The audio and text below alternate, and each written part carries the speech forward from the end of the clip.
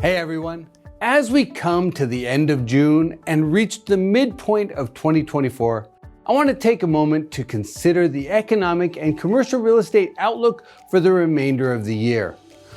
Basically, economists have defined 4 potential scenarios for the economy. One model is what's called the no landing scenario, where we continue to generate strong economic growth, but inflation also remains high.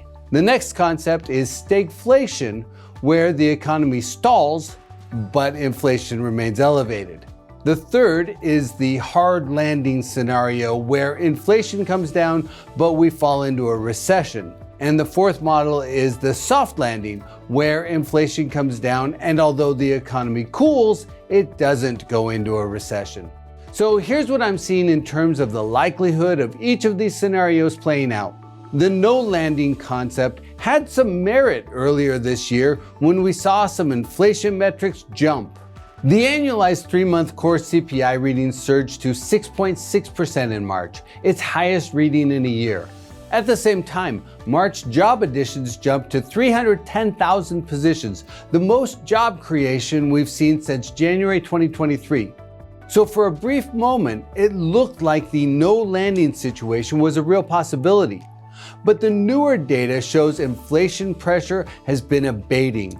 Core CPI on a trailing 3-month average came back down to 4.1% in May, and the month-to-month trend has been positive.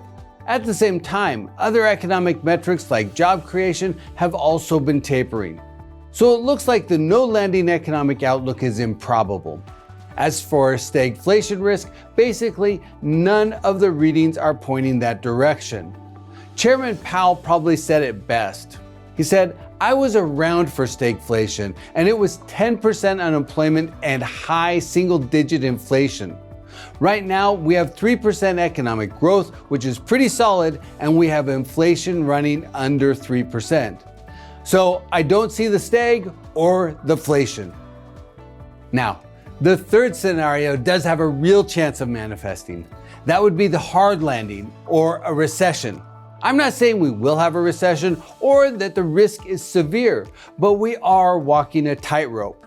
If the Fed holds rates too high for too long, or if we're hit by some other unexpected economic curveball like very severe weather, a major geopolitical event, or a major supply chain disruption, then a recession is possible. Some key indicators suggesting an impending economic softening include the ISM Manufacturing Index, which came in at 48.7 for May, a mildly constrictive signal. In addition, inflation-adjusted core retail sales on the annualized trailing 3-month basis has been slightly negative for the last 5 months, and unemployment has been creeping up to its current 4% rate.